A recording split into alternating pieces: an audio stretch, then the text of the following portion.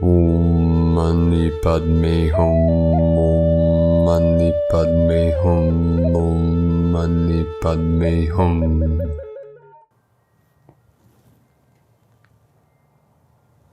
Greetings, beloved beings of light. Hope your day is most beautiful, blessed. We have a very beautiful day, a perfect day here on the new earth. It's about 73 degrees, perfect temperature for the new earth. Not a cloud in the sky. The sun is blazing the codes of the Christos Sophia consciousness.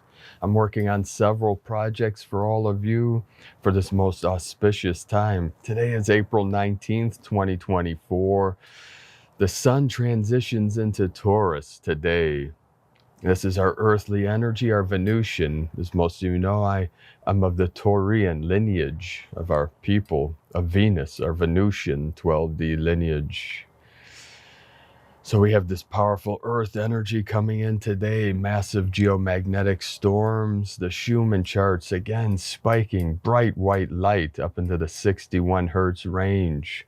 This fifth dimensional energy, heaven on earth energy fully anchoring in. Solaris is releasing multiple C-class and another couple M-class flares today. So this first video, which I'll be releasing today, is very special transmission. Working on several projects for all of you for this very powerful transition alignment, celestial alignment tomorrow. The conjunction for this is the planets Jupiter, Uranus aligning with Taurus. This hasn't happened in over 80 years, so this is one of the most powerful alignments, conjunctions of this decade, we could say. So this first transmission that I'll be releasing today is very special transmission from our divine sister of the light, Sangita Handa, who's anchoring the codes over in the east. This is going to be about the transition and from the Kali Yuga, the time of Kali Yuga, the dark ages, into Satya Yuga of the Satya is the new golden age, and this is from the Hindu lineage of our people of the East. So this first, today we'll be releasing this very special transmission following this introduction here, and then tomorrow be sure to join us. I'll be releasing a very special talk, transmission of gnosis of this major conjunction tomorrow on the 20th. Tomorrow will be Saturday, the 20th of April, here in the West in the United States. And we'll be having this very powerful, very sacred Jupiter-Uranus alignment with Taurus. See, today the sun transitions into Taurus, the zodiac, the constellation of Taurus, of the bull. You know, this is earth energy, full divine goddess, the divine mother energy coming in as the goddess rises. This is new Lemurian energy, new earth energy. So this conjunction is a catalyst working with these eclipse energies that came in. We have the eclipse that this most powerful eclipse of this timeline that was in Aries. You see my sacred condors, Aries, I am Taurus, Taurian energy. So together, the eagle and the condor, you know, the earth and the fire come together. This is Upper Egypt, Lower Egypt, you know, higher mind, lower mind, coming together in the middle, the being a real human being connected to all things. So enjoy this presentation. I'll head over to my computer now and I'll transmit this very special transmission from Sangita Handa, one of our New Earth scribes. And then tomorrow I'll be premiering and releasing publicly this another very special transmission and activation of the Jupiter, the planet of expansion and the great awakener.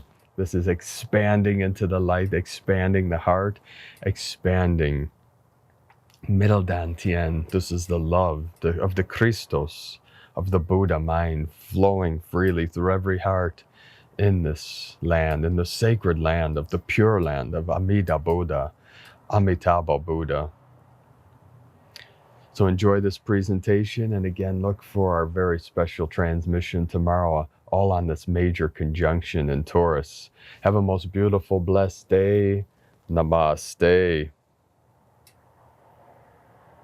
We have two very special New Earth transmissions from Divine Sistar of the Light, Sangita Handa. We begin with Lord Ram, the most powerful Tantric Earth has ever birthed. Birth anniversary. A joyous birth anniversary of Lord Ram. Lord Ram is God Vishnu's, the preserver aspect of God, seventh avatar or incarnation. Here you must understand God Vishnu, the holder of the golden ray, too, of love, light, enlightenment, healing, peace. Attributes, does also possess a fair side. He is also a destroyer of evil, just as Lord Shiva is, the destroyer aspect of God. Remember, Lord Vishnu's tool is the Sudarshan chakra, the weapon of Lord Vishnu, a powerful disc with two circles that rotate in opposite directions, and each discus has 1,000,000 spikes meant to pierce matter, energy, and shred it apart, destroy it. Whilst Ram bore the divine qualities of Vishnu, God, softness, kindness, compassion, purity, humility, unconditional love, light, and peace. He adorned and executed as well the ferocious, angry dimension of a powerful tantric Lord Vishnu and Lord Shiva. He represented to the core both monadic rays of God, the blue and the golden. Lord Rama was and is the ideal man, which is why he is given the title Maryada Purushottam. Purushottam means the highest or ideal man, and Maryada means the strict code of spiritual and moral ethics that a spiritual man must follow. Lord Rama himself never departed from this code of virtue and righteousness, and was the embodiment of it. If everyone would follow the spiritual code, then we would be living in Ram Raja, the ideal state, and everyone would be happy. The earth has seen several divine incarnations as well as saints, but only Rama's deeds in particular are eulogized because of his heroic life and tantric actions. Though many false rumors yet circulate about him rejecting his wife Sita and making her take the fire purification test, not getting to such energy here, as that is the work of the darkness to dim any light that shone and shines bravely upon earth, and especially of a Messiah. To know about Lord Ram, you should read The Voice of Silence, the chronicle, recorded and unrecorded history of earth. Information and education you shall receive in this tablet you will not find on earth, regarding Etalonia, Lemuria, Itar, Atlantis, its golden region and obliterations, Thoth, Seshat, the Aryan civilization, and the correct Manu table of the Yugas on earth. Here is an interesting passage from the tablet, The Voice of Silence, regarding Lord Ram, his Rama Empire, and the battle with Itar, Atlantis, and his tantric power. India, or Hindustan, at that time was a separate colony and was ruled by Lord Rama. The Rama Empire flourished during the same period as the Atlantean civilization, but as a separate territory, contemporaneous with the great cultures of Itar and Kem. Whilst Atlantis existed centrally in the mid-Atlantic and was a highly technological and patriarchal civilization, the Osirian civilization of Kem or Egypt coexisted in the Mediterranean basin and northern Africa as a major colony of Itar. The borders of Hindustan during this period stretched across countries that are today known as Burma, Nepal, Bangladesh, Sri Lanka, Pakistan, Afghanistan, Baluchistan, including cities of Harappa and Mohenjo-Daro. Geographically, this human race was recognized as the Indus civilization. Hindustan, or the Indus Valley civilization, was then led by great teachers or masters, 444 coming in, who were the benevolent aristocracy of the Rama sovereignty, known as priest kings. These were apparently men whose mental and psychic powers were of a degree that seems incredible to most people of today. It was at this height of power for both the Rama Empire and the Itar Empire that the war allegedly broke out, seemingly because of Atlantis's contemptuous desire to subjugate Lord Rama. However, at this point it is important to understand that when Italonia had been dissolved, the populace of Lemuria had split into two fractions, those who prized practicality and those who prized spirituality. Those who had prized practicality immigrated to the Itar continent, while those who prized spirituality had chosen the Indian continent. The Atlanteans, a patriarchal civilization with an extremely materialistic culture who deemed themselves to be the masters of the world, sent a well-equipped army to Hindustan in order to subjugate the Emperor Rama and bring his empire under the sovereignty of Atlantis. Equipped with a formidable force and a deadly array of weapons of mass destruction, the Atlanteans landed in their interstellar spacecrafts outside of the Rama cities and sent a message to the ruling priest king, Lord Rama, that he should surrender. The priest king sent word back to the Atlantean general saying, "We of Hindustan have no quarrel with you of Itar. We only ask that we be permitted to follow our own way of life." However, on perceiving this mild response to be a confession of weakness and consequently expecting an easy victory, since the Rama Empire did not possess the technology of war nor the aggressiveness of the Atlanteans, even though they were employing high technological apparatus such as interstellar spacecrafts, but for peaceful purposes only, the Atlantean general sent another message. "We shall not destroy your land with the mighty weapons at our command, provided you pay sufficient tribute and accept the rulership of Itar."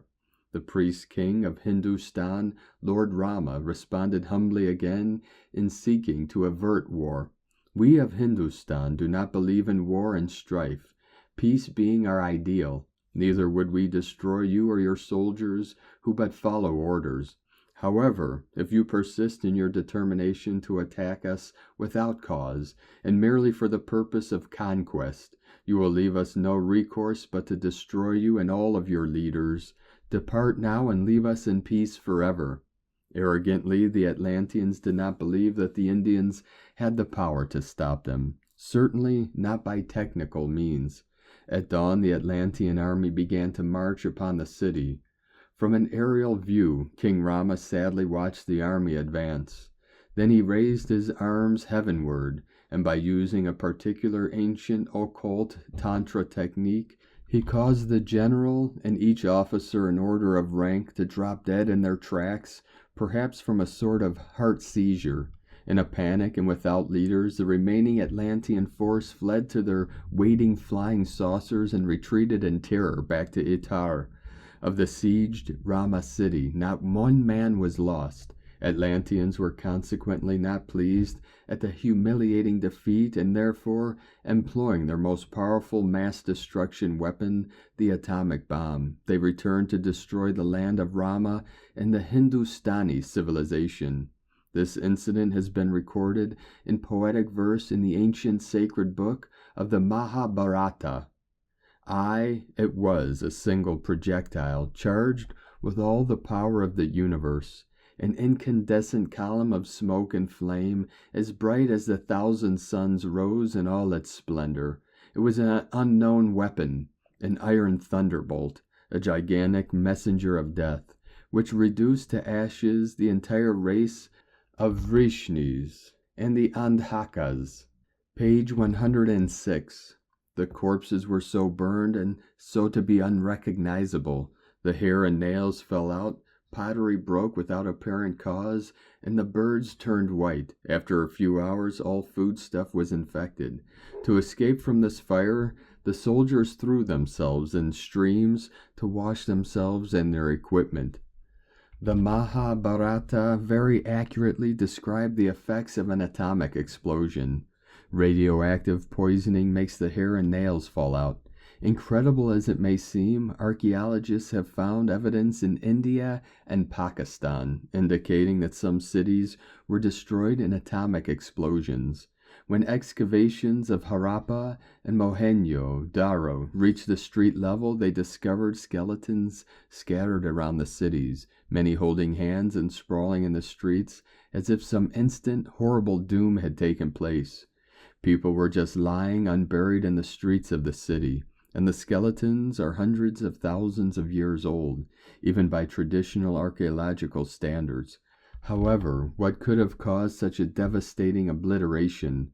Why did the bodies not decay or get eaten by wild animals? Furthermore, there is no apparent cause of a physically violent death. Huge masses of walls and foundations of the ancient city have been fused together, literally vitrified, and since there is no indication of a volcanic eruption at Mohenjo-daro or at the other cities, the intense heat to melt away alloys can only be explained by an atomic blast, which wipes out cities entirely. These skeletons are among the most radioactive ever found, on par with those of Nagasaki and Hiroshima.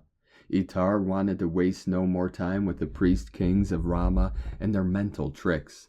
In terrifying revenge, they utterly destroyed the Rama Empire, leaving no part of Hindustan to even pay tribute to them. Kashmir was also a fraction of the Rama Empire that was destroyed by this treacherous weapon of mass destruction known as the atomic bomb. However, this war did not occur during the golden period of harmony and peace in Itar, but much later, when greed and complacency had superseded the higher consciousness of light. Hence, it was not until the master-minded evil souls of Itar had become successful in amassing power did they begin waging wars with other colonies and civilizations that coexisted with Itar to expand their territorial sovereignty.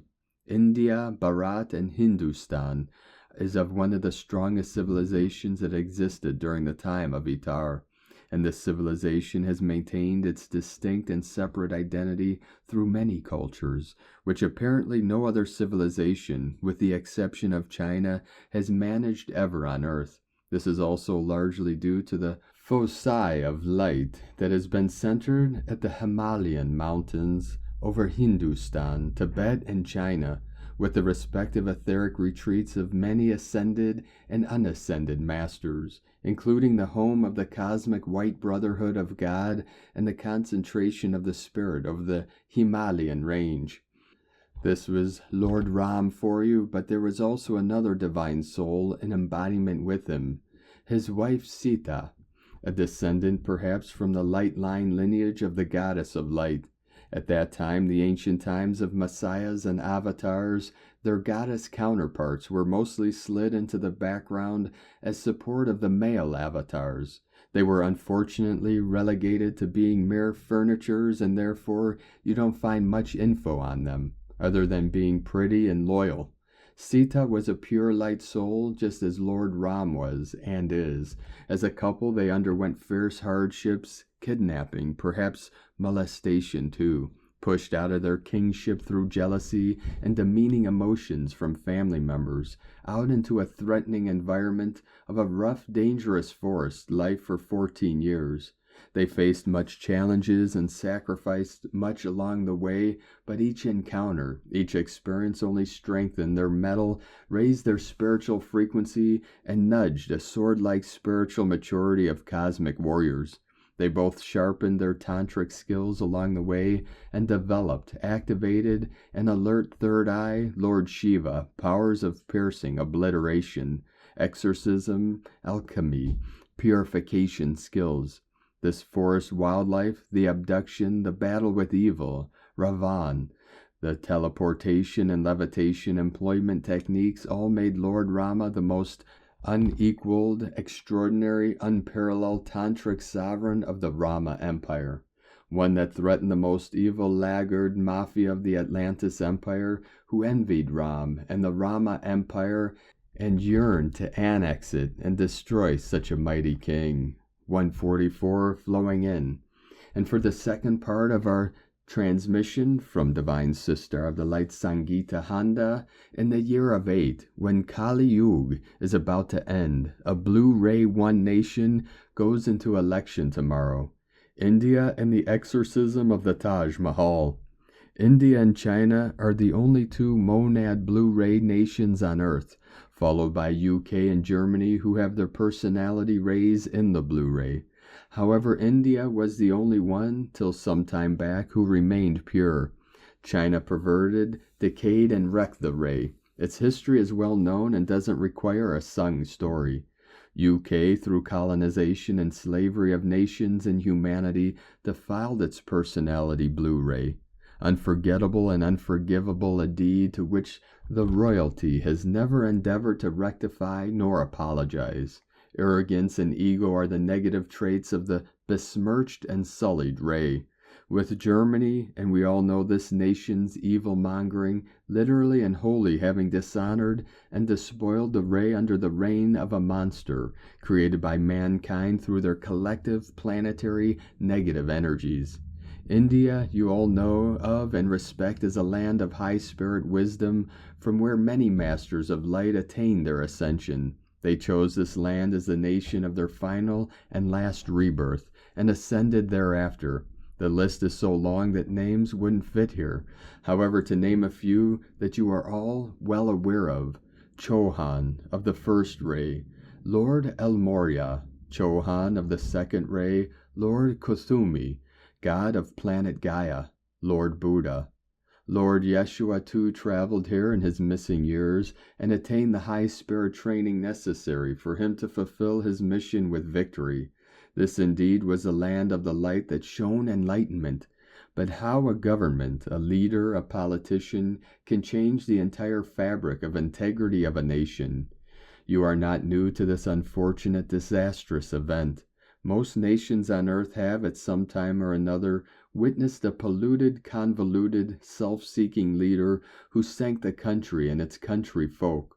Yes, these leaders of all nations have conformed a conglomeration to suck the blood of humanity and enjoy its slow, painful death. Up until now, India was not part of this infamous black nobility. But then one day rose and emerged a power-starved, depraved, from the gutter, degenerate human. He sought global recognition at the cost of selling India. He magnetized the less than 1% of the rich corporate tycoons to assist him and supply him his continual requirement of blood to keep his wheels rolling. The global elite, on noticing his sweeping fame and near total vote bank support in India, welcomed him into their perverted den of the magic of black and the cursing of hell. This leader wanted nothing more than to be accepted and liked by this deadly conglomeration of evil. He hugged and kissed his way in. But do you think they respect him? They want to use him as the pawn of their chessboard. However, unbeknownst to them, this mere pawn is not a lapdog. He laps only to reach his goal, for which he would do anything. Selling the monad of his country is the easiest for him, and of which he has already achieved. He has sold India to the dark for his ego sovereignty. China did that, Germany did that, and so did the UK. Now there is no true blue nation on earth. But we, the temple of God's will, have not given up on India.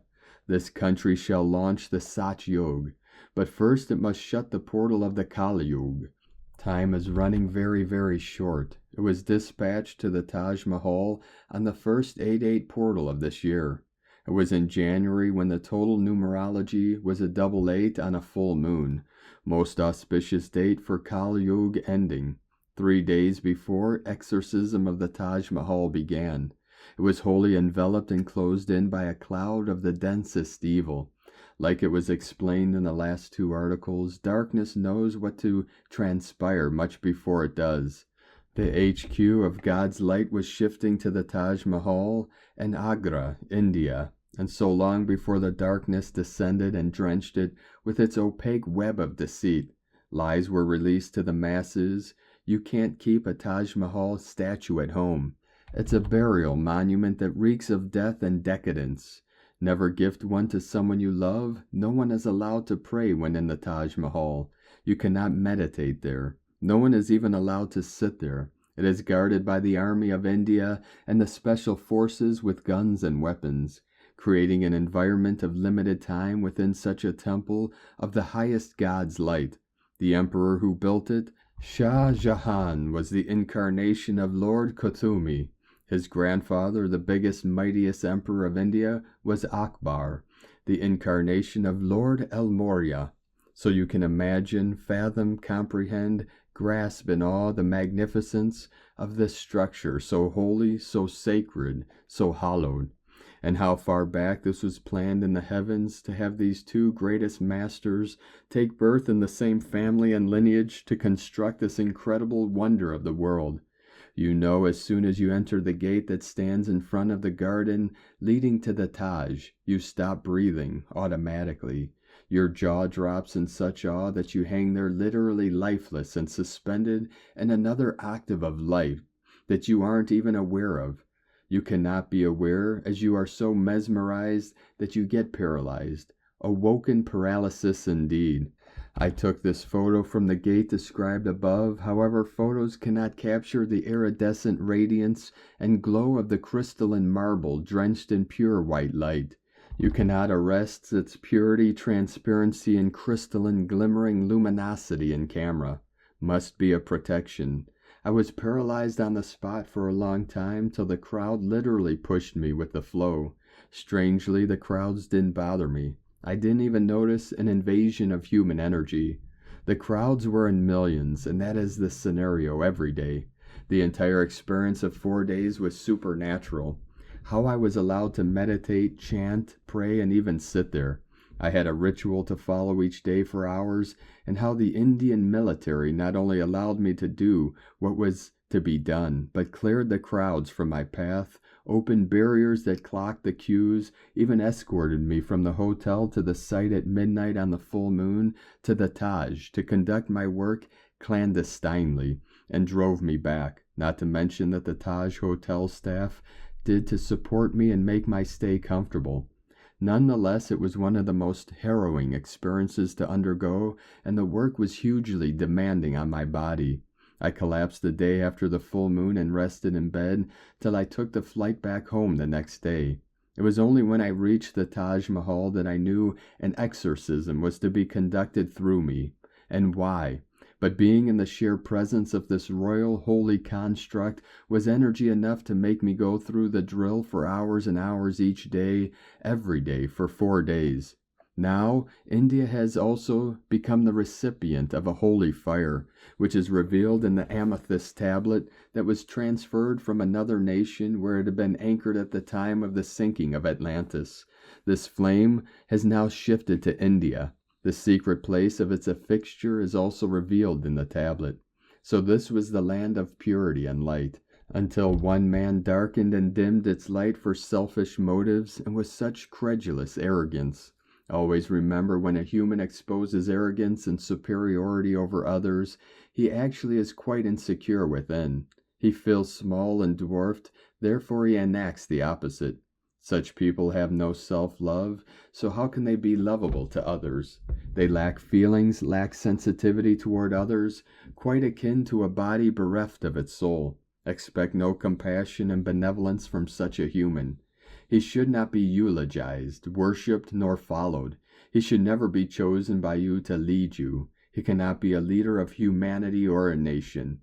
It's so warming to see the people of India awakening to this truth.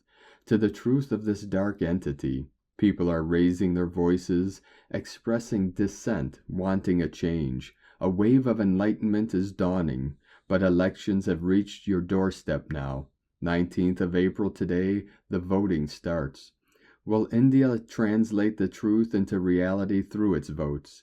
Can it create the ripple effect, the tsunami, to topple and drown the present evil? Here, success lies in numbers. You must quantify through numbers. The heavens watch with bated breath as India goes to vote. Will this blue ray one nation, that once was the golden Lord Ram's empire of God's willpower protection, take on the baton again? It must. India has to shut the Kal Yug portal. It needs a leader trained by the Chohan of the Blue Ray One, Lord El Morya. The new HQ of God's light has been exorcised and purified to hold and expand God's light and love for this auspicious occult occasion. But it requires the chosen captain to navigate and pilot the octagonal spirit machinery. Here are a few photos I took on my 5 days in Agra. Every door, every wall, every floor, every gate, every tower of the mighty Taj Mahal bore the octagon design. I was walking on the octagon all the time, breathing in the octagon, touching the octagon, and seeing only octagon. The whole edifice is of 8 sides. Observe closely the outside of the building. The building itself is an octagon. The ground around has tiles laid in octagon geometry, with walls carrying the same sacred geometry. Within the Taj, the shrines are encased with a filigree gate in the shape of an octagon, and when you look up at the ceiling, the dome is structured in an octagon too. It's a dizzy experience as you drown in its geometry of God's power. You feel the will and the protection of God throughout. It's overpowering and overwhelming, just as it's magnetizing, all in one. They knew the number 8, and that one day this number would arrive on earth and bring down the curtains of duality forever. They knew they needed to construct the number 8, the octagon, on earth, for that day when the Kali Yuga would need to be obliterated forever. And so they did together, Akbar and Shah Jahan, El Morya and Kuthumi, whilst the heaven watched, guided and protected ever since. Recently there were talks from the government extremists to tear down this structure as it was built by the Muslim invaders. It was so startling to know this when I was there. That's when I realized the urgency in performing the cosmic exorcism of the Taj Mahal to cleanse it and seal it. It was so eerie as even the guards guarding the wonder of the world voiced hatred and animosity towards Akbar and Shah Jahan. So did the guides, the shopkeepers, the hoteliers who were making their livelihood on the sheer shoulders of the Taj Mahal. Not one word of admiration or gratefulness was uttered. This is 3D for all, from SangeetaHonda.net. Thank you for joining us today for this special transmission, beloved beings of light. Have a most beautiful, blessed day. Namaste.